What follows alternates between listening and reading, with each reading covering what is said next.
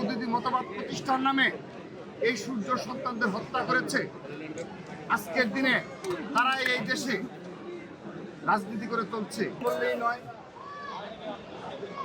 আমরা যুগ যুগ ধরে এই হত্যাকারীদের, যারা বুদ্ধিজীবীদের হত্যার সাথে জড়িত ছিল, তাদের বিচার আজ অবধি নিষ্পত্তি হয়নি এবং তাদের চিহ্নিতপূর্বক তাদেরকে যে বিচারের সুনিশ্চিত করা, সেটি আমরা জাতি হিসেবে করতে ব্যর্থ হয়েছি। এটি জাতির জন্য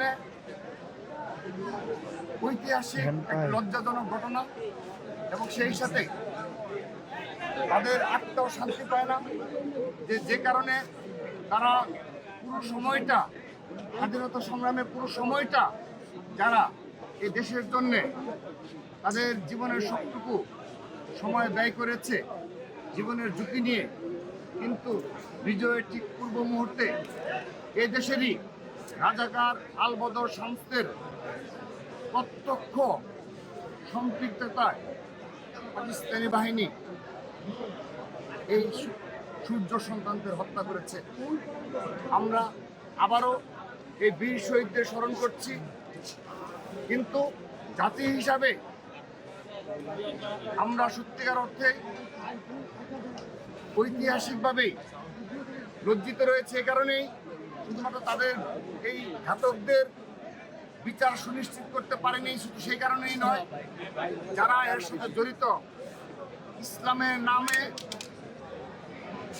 যারা এই দেশে এ ধরনের হত্যাকাণ্ড সংগঠিত করেছে, যারা তাদের এই মৌদুদি মতবাদ প্রতিষ্ঠার নামে এই সূর্য সন্তানদের হত্যা করেছে, আজকের দিনে তারা এই দেশে রাজনীতি করে চলছে।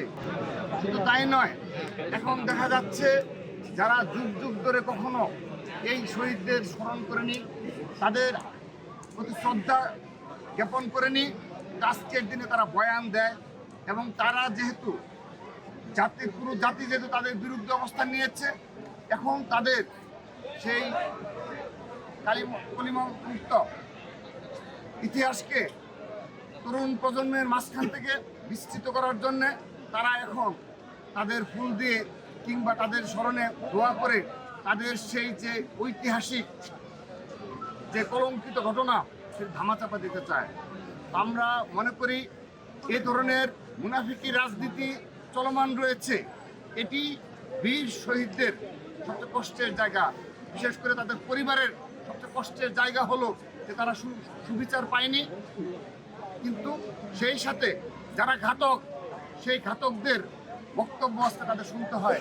স্বাধীন দেশে আজকে তারা রাজনীতি করে এবং তারা দেশ ও জাতির সম্পর্কে বয়ান দেয়। শুধু তাই নয়, 1971